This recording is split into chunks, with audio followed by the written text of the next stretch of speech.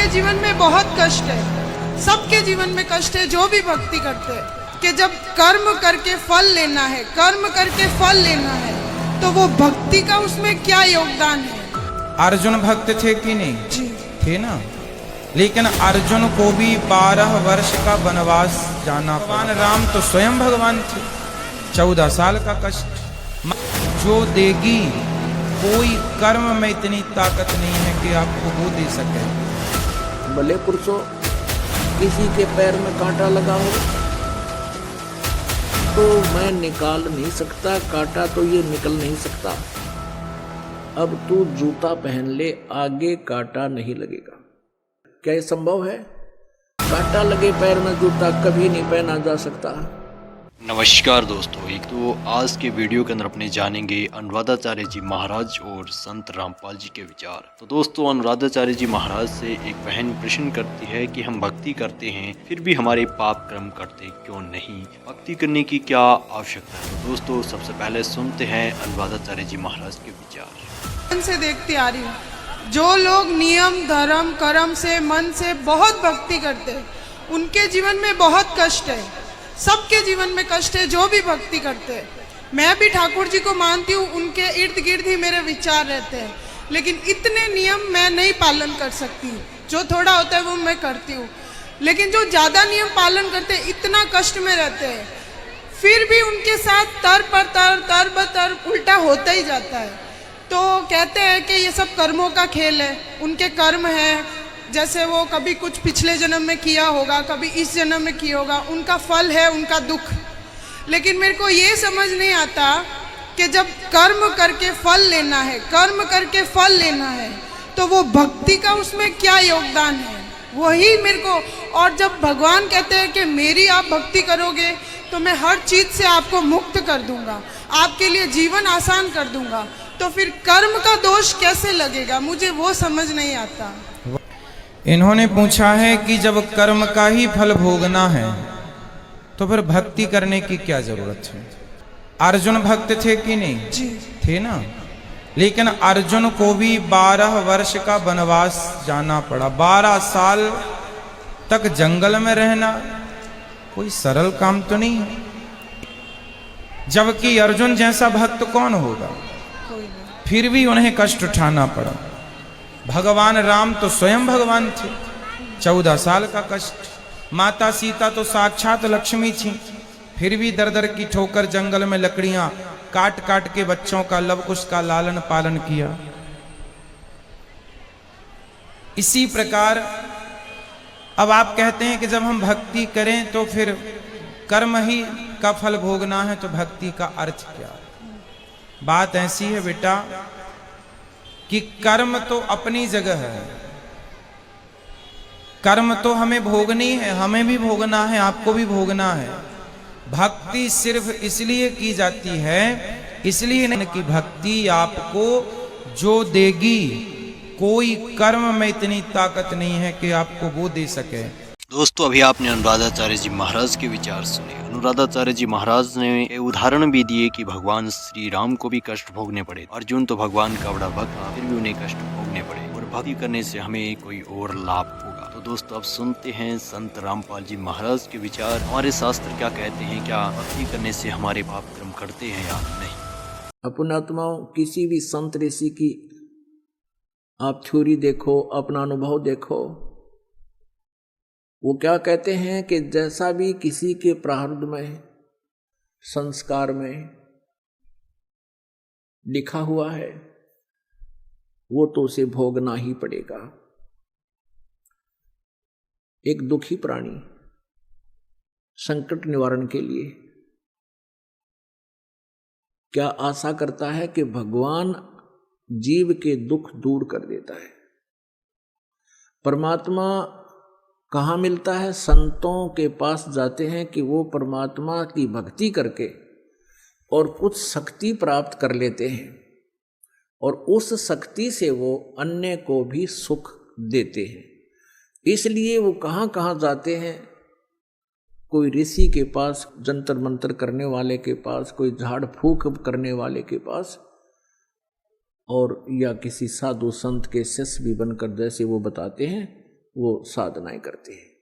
और जब उनके संकट दूर नहीं होते हैं तो वो उस स्थान को छोड़ देते हैं, दूसरी जगह जाते हैं। जैसे कोई मंदिर में जाता है या कोई गुफाओं में जाते हैं या कोई पहाड़ों पर जाते हैं या कि तुलसी जाटी के धागे बांधते फिरते हैं, कोई कहीं किसी तीर्थ स्थानों पर जाते, वहां से कोई लाभ नहीं होता, तो फिर भी ये आत्मा हार नहीं मानती, क्योंकि इसको मालूम है कि एक परम शक्ति है परमात्मा जो सब दुख दूर कर सकता है।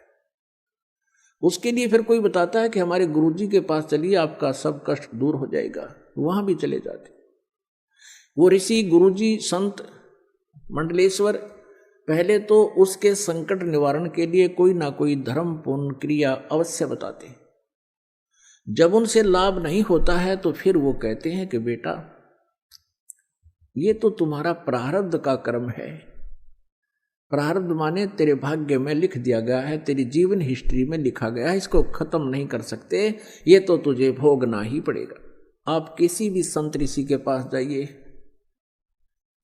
वर्तमान में भी यही सिद्धांत है उन लोगों का, वो कह देते हैं कि देखो कर्म तो तुमने भोगना ही पड़ेगा, कर्म का दंड दुख जो है तुम्हें भोगना ही पड़ेगा, भक्ति करो आगे जीवन सुखी हो जाएगा। भले पुरुषों किसी के पैर में कांटा लगा हो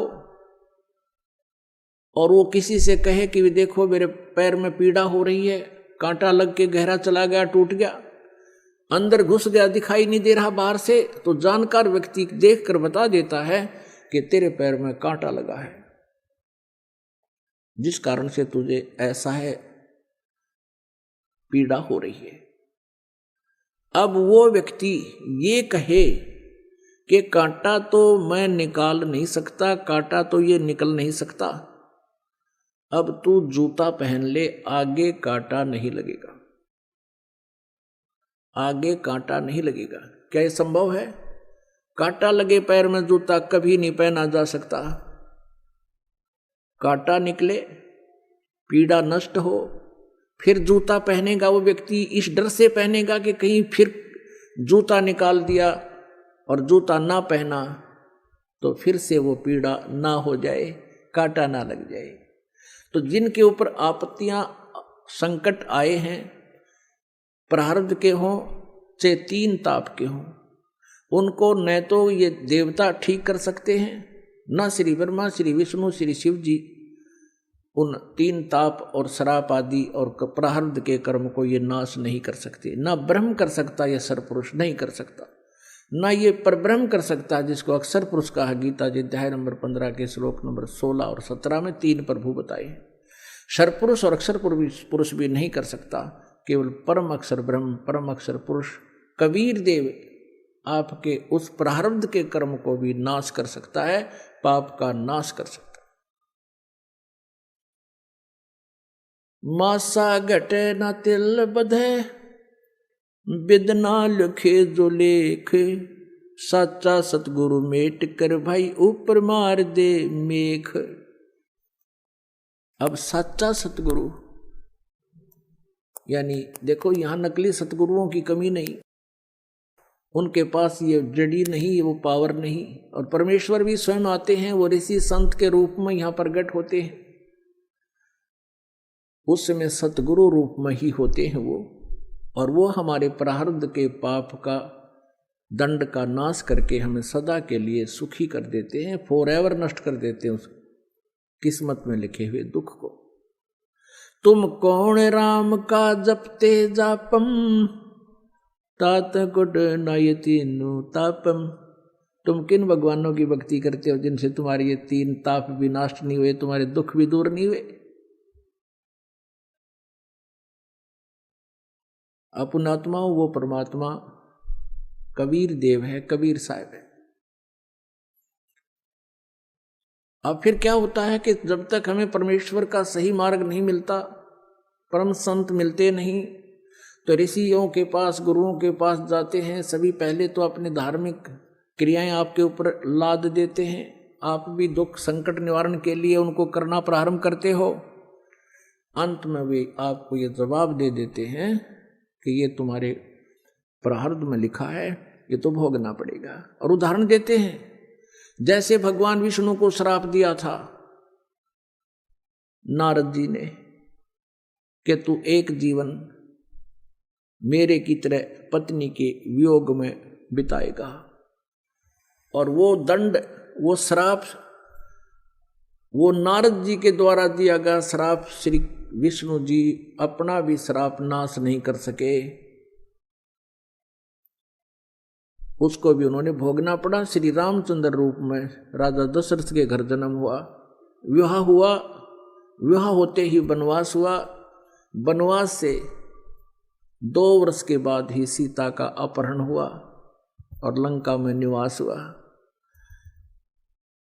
बहुत समय तक वहां युद्ध हुआ, उसके बाद सीता जी को वापस लाए। 1 वर्ष 2 वर्ष के बाद सीता जी को फिर निष्कासित कर दिया। आजीवन श्री राम और श्री सीता जी कभी इकट्ठे नहीं रह सके।